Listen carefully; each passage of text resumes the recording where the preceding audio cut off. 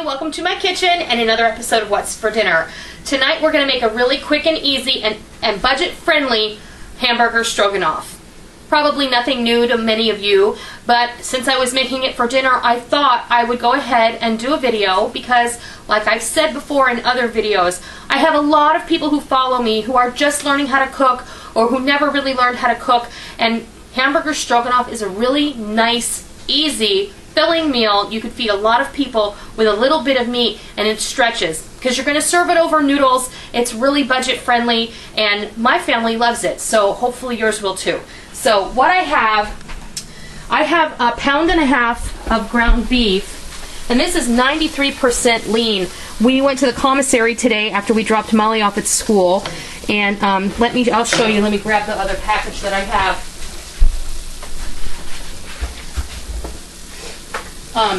It's about this much. In fact, it is exactly the same size. This is from the commissary, and if you are ex-military and still have commissary privileges, I highly recommend that you shop there. For those that don't know, the commissary is like the grocery store on base, on the military base. That's right. I should have made that clear. Thank you, honey. It is the best place to get groceries at a good price. And yes, if you are a veteran or active duty and you have access to the commissary, please use it. It's really good deals there. The 93% lean ground beef was $2.99 a pound, which I think is a really good price because outside in the other grocery stores here anyway, the 93% lean is close to $5 a pound. So what I've done here is browned it off because I figured I didn't need to show you doing that. I'm going to go ahead and add some salt, about a teaspoon or so. We'll fix that up later because we're going to put some bouillon in here too. Well, not bouillon, some stock. A little bit of thyme, and this is just dry thyme. I'd say about 1/2 teaspoon, and rub it between your fingers as you put it in there. And some cracked black pepper. I would say about 1/2 teaspoon. Get that going. That smells good already. Let's go over to the countertop and I'll go over what else we're going to put in here. I have 1 pound of cremini mushrooms that are sliced. I have 2 medium onions that I have quartered and sliced. I have 3 to 4 cloves of garlic chopped, 1/4 cup of ketchup or tomato paste, your choice. I've always used ketchup, my mom used ketchup, and I like the way that tastes. 2 tablespoons of Worcestershire, 16 ounces or 2 cups of sour cream, and 1 quart or 4 cups of beef stock. Plus, I also enrich the flavor by using 1 envelope of onion soup mix. You can choose to leave that out, but I like it and my family likes it, and that's how I know that we enjoy that. So we're going to come back over here. We're going to take our onions and our garlic. We'll go ahead and get these in here. And mix them about. And now we're going to go ahead and I'm also going to put the mushrooms in here, so that they can sweat and their juices can go into the meat and everything can mingle. See, you can use 2 pounds, you can use 3 pounds, really the amount of meat you use. I always use more mushrooms than some people do because I think the mushrooms are a nice substitute for meat. If you only have a little bit of meat, then you can add more mushrooms and it'll go a lot further. Plus, it's a little more heart healthy if you're steering in that direction.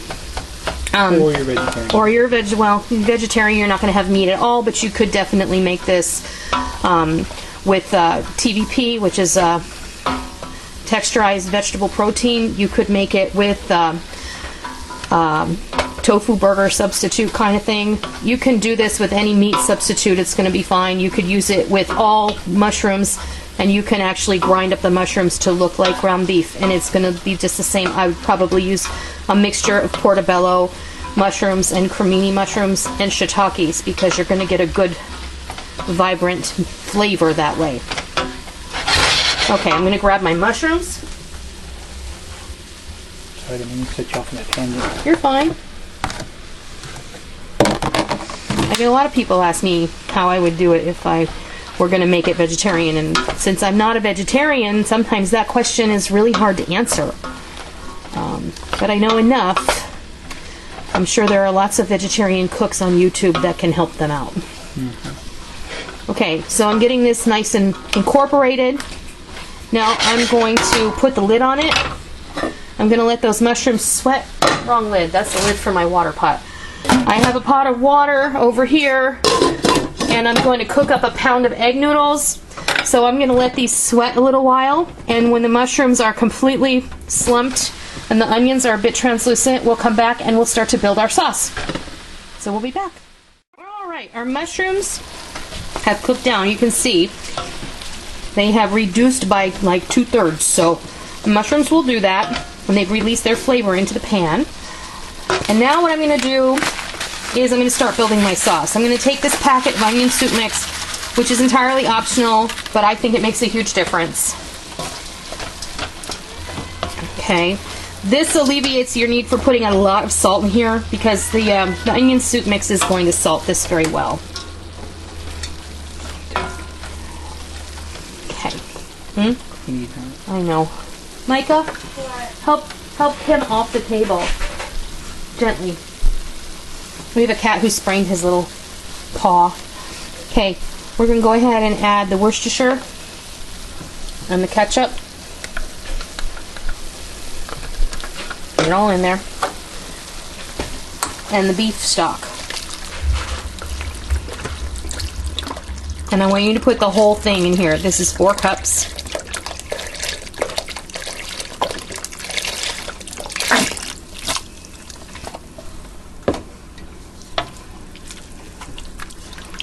Give it a good stir.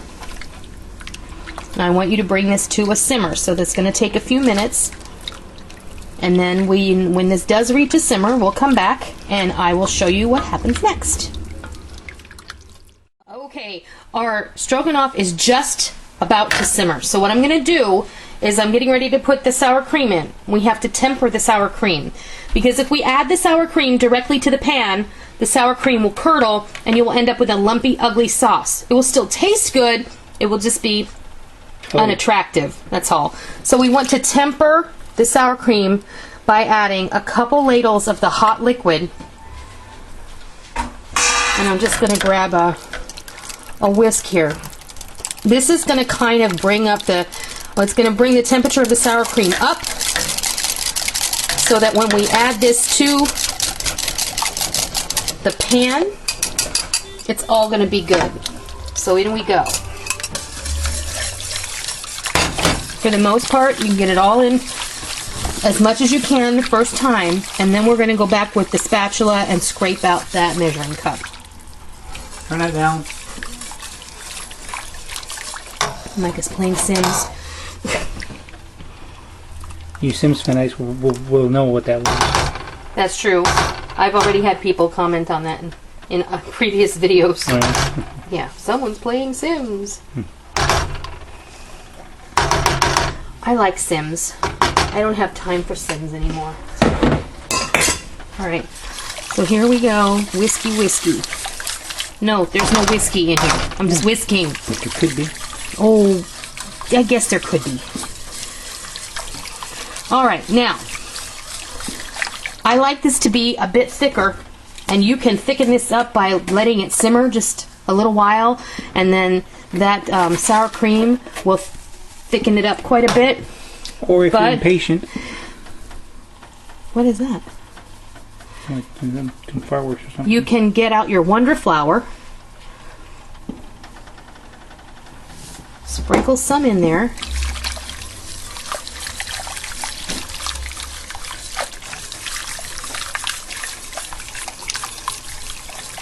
until it becomes the desired thickness.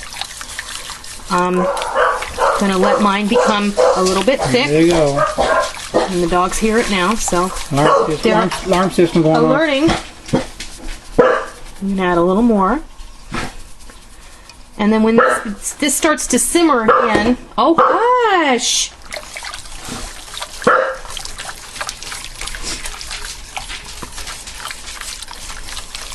When this starts to simmer again, it's going to bring this up to just the perfect consistency. Now what I'm going to do is I'm going to wait for my noodles to finish cooking. I'm going to drain them off, and then when I come back, we're going to fix you a plate of delicious, quick and easy weeknight hamburger stroganoff. We'll be back. All right, everything is ready, and I'm going to just serve up a serving here. That's quaint, isn't it? I'm going to serve up a serving. This is what it looks like. It's nice and thickened, and I honestly probably added about 1/4 cup of Wondra in total to get it to the consistency that we prefer. I like it a bit on the thick side. Okay, that will easily serve 8 to 10 people. What's in that pan? It will be eaten for probably dinner tonight and probably at least lunch for a couple of days. Let me clean up that dish, honey.